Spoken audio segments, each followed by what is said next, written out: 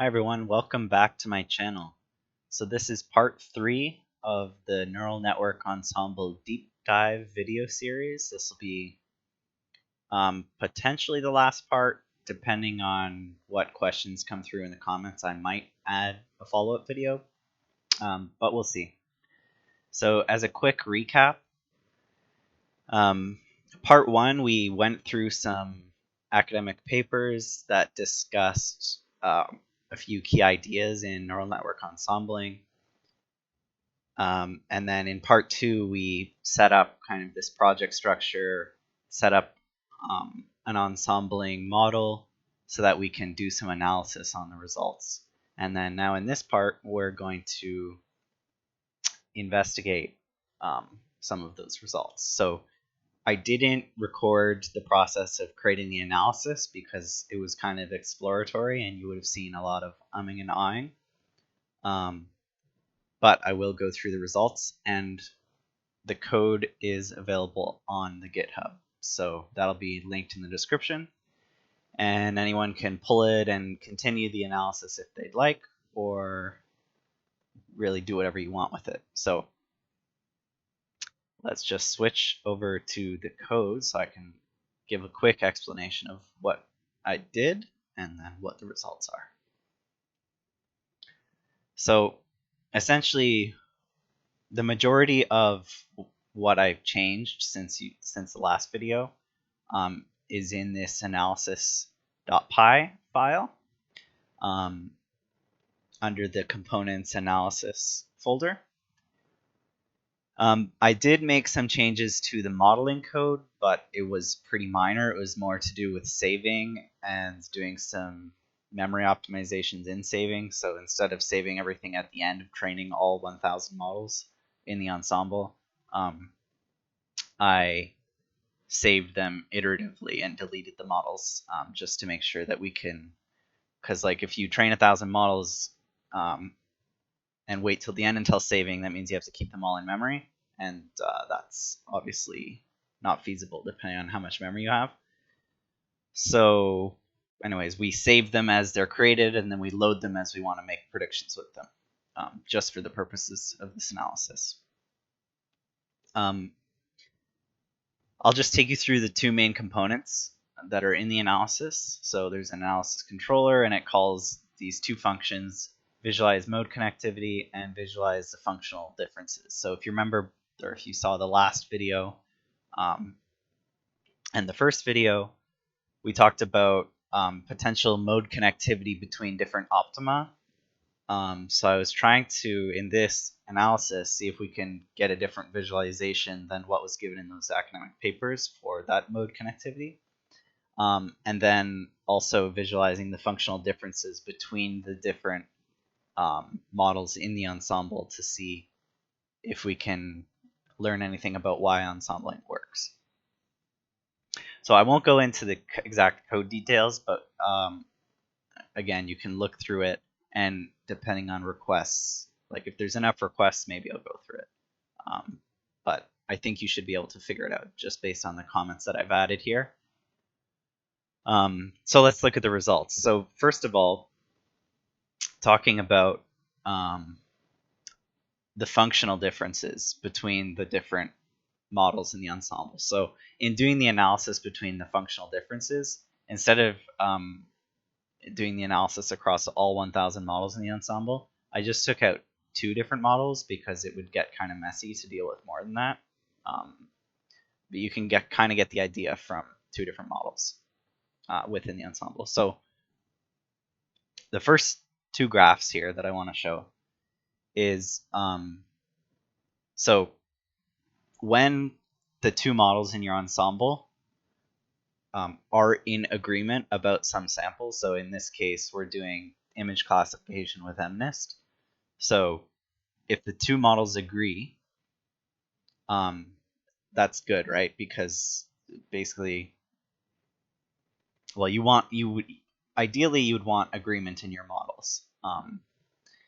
But what ends up happening is that if you train multiple models, they'll converge to different optima, and then those different optima will have different kind of like preference for different samples. So they'll classify certain, like each model will classify a certain set of samples correctly. And so you could have two models that have approximately the same accuracy, but the samples that they classify incorrectly are different between the models. So kind of the idea behind ensembling is that if you take like more than one model, you can kind of average the predictions from both and get a better understanding of maybe what the actual truth is behind whatever problem you're trying to solve. Even though the underlying representation might not be perfect.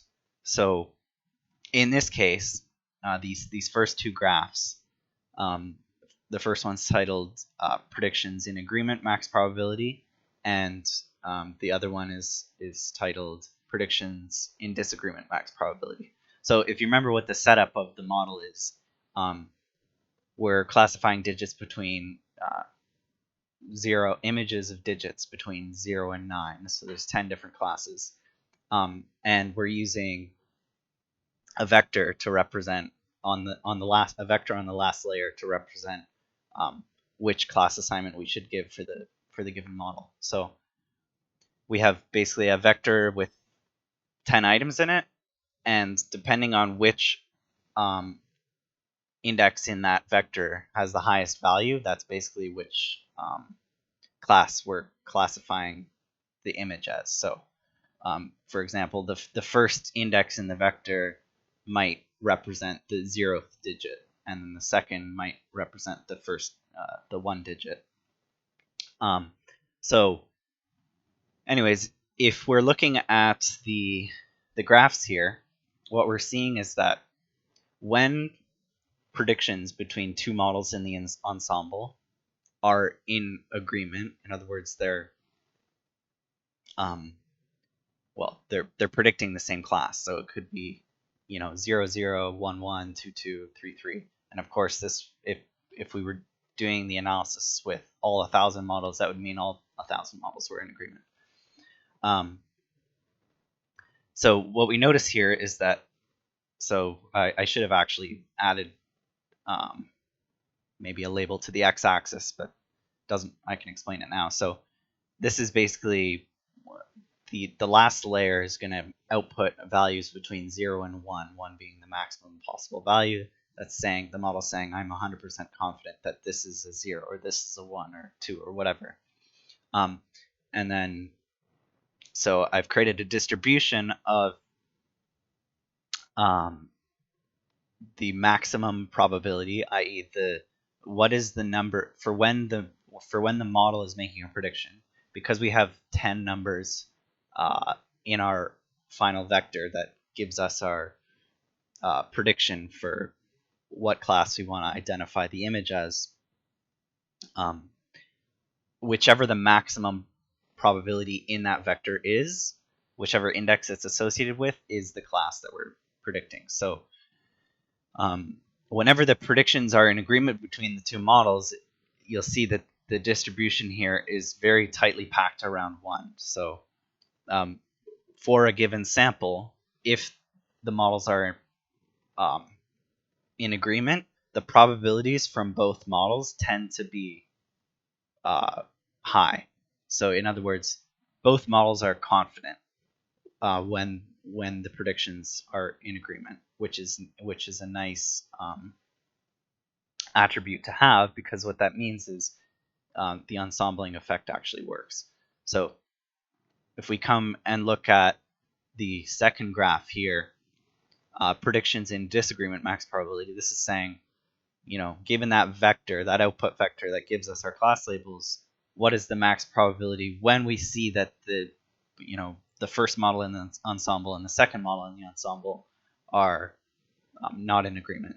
So this is saying that we still have, sometimes you'll see here, sometimes the models are fairly confident, but a lot of the time, in fact the majority of the time, when the predictions from each model are in disagreement, the actual output probability of those images is lower. So it's saying I'm less confident in my prediction, and that actually that helps a lot and gives us basically, if we take more than one model and we average the predictions, then maybe the confidence moves a little bit. Like if 2 out of 3 models guess one class and one of them guesses another, then you're going to take the prediction from the two out of the 3 models. And that's what kind of gives us our added accuracy in our ensemble. I hope that makes sense. If it doesn't, drop a comment and I'll try and respond. Okay, so the next thing,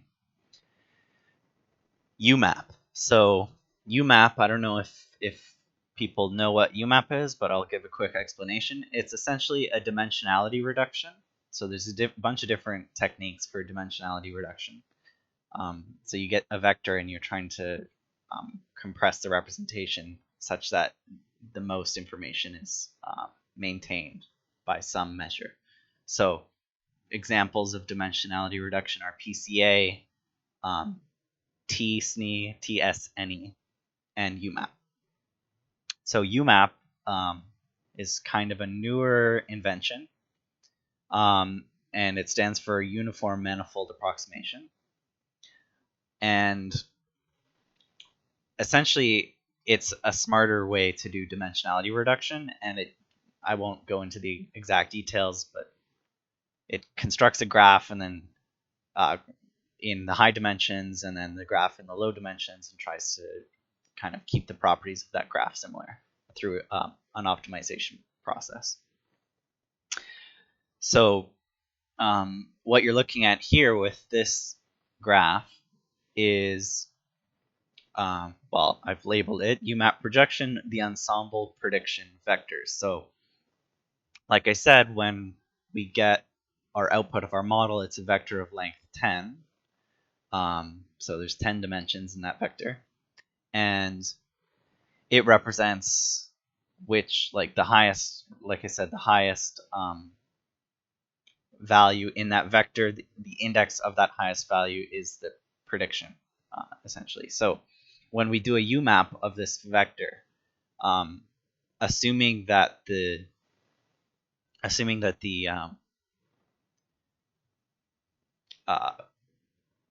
vector is kind of sparse. So in other words, it's like most of the time the values for every index in the vector are close to 0, but there's one that's close to 1. We're going to get this separation of these clusters here.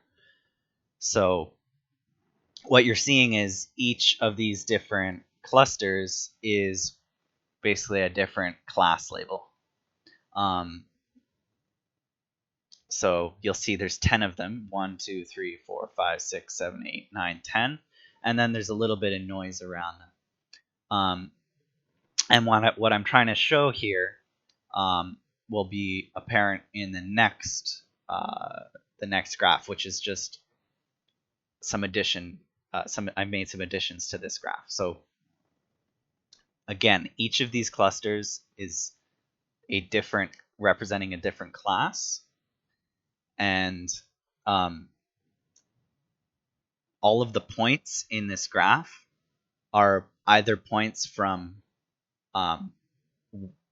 basically one model in the ensemble versus another model in the ensemble. And again, we're only comparing 2 models in our ensemble of potentially 1,000 models. And what I'm trying to show here in the next image is the disagreement between predictions between 2 different models. So let's go to the next one here. So what these lines on this graph are doing is it's connecting for the same sample in our data set that we're making a prediction on. It's connecting a line between the output vector embedding of the first model to the embedding output vector of the second model. So the fact that you see these lines connecting these two different clusters is telling you that the models are making basically predictions that are not in agreement with each other. So that's kind of just the proof in visualized that they're not in agreement between different models. Even if it's the same model, remember it's the same model architecture, but it's trained basically twice with a different initialization, and that gives you a different convergence, which gives you different ultimately different predictions, even though the accuracy of each of the individual models in the ensemble is approximately the same. So that's kind of an alternate proof to what was given in those papers for the fact that, or not even a proof, a visualization that there are differences between the same model trained multiple times. So let's go to the next thing. So the next thing was I wanted to try and visualize in the weight space of these models, because remember our models are made of a bunch of weights, a bunch of biases. So I want to visualize in the weight space, hopefully, that's what I tried, the connectivity between the different optima. Because one of the papers that we talked about in the first and second video talked about stochastic weight averaging, which is kind of an attempt to essentially achieve a wider optima so that when you jiggle your inputs, you're getting a more robust representation. So let's take a look. This is where, again, we're using UMAP to try and do these visualizations. So in this case, I'm trying to visualize the weight space. So I'm taking the weight vector of each of the models, or the weight vectors, because there's a bunch of different layers. I'm concatenating them together, and then I'm doing UMAP on that weight vector for a couple different cases. So one, for the I'm basically embedding in this low dimensional space the weights of each of the models in the ensemble, and then I'm embedding the checkpoints of the stochastic weight average approach to optimizing your model, and then the final stochastic weight average optimized weights. So one thing you need to know about UMAP is that there are some parameters that you need to select in order to get the visualizations that you're looking for. And one of the most important parameters is called the number of neighbors. And essentially a higher number of neighbors, this is a simplification. You should do more research on this if you're going to use UMAP. But a higher number of neighbors is going to optimize the embedding for global structure, whereas a lower number of neighbors is going to optimize the embedding for local structure. Okay, so I've made a few different graphs just so you can kind of see what I'm talking about with different values of n neighbors. Unfortunately, I haven't annotated the exact values, but I'll give you a rough number. So this is the first one. I won't even give you a number, actually. I'm just going to give you, this is the n neighbors is the smallest in this case. So you'll see the labels are a little bit unclear, but I'll explain it. And I've improved it in the next graph. So the red dots are the ensemble weights, meaning so each single red dot is the embedding, the UMAP embedding of a single model in the ensemble. And then the shades of green, and it kind of looks like gray, you see in the middle here, is kind of the weights on their way to the final solution in the SWA approach to optimizing. And then the blue dot, which you'll see here at the end of this stringy thing, is the final weight of the SWA approach. So what I was looking for in this embedding, and it didn't turn out quite as I was hoping, what I was looking for was kind of the blue dot to appear hopefully somewhere in the middle of the red dots to show that they're kind of like an average of all of the solutions in the ensemble. And also I wanted to see that the SWA approach was exploring the same space that the individual models were exploring in the ensemble. So this one, it's a little bit unclear, but again, this one is optimizing for local it's optimizing for local structure rather than global structure. So you kind of, when you do that, it tends to create these like smaller, more stringy clusters. So you'll see here, this is a perfect example. There's like this stringy bit that looks like almost entirely disconnected from this glob of even the initial weights of the SWA approach and the individual models in the ensemble.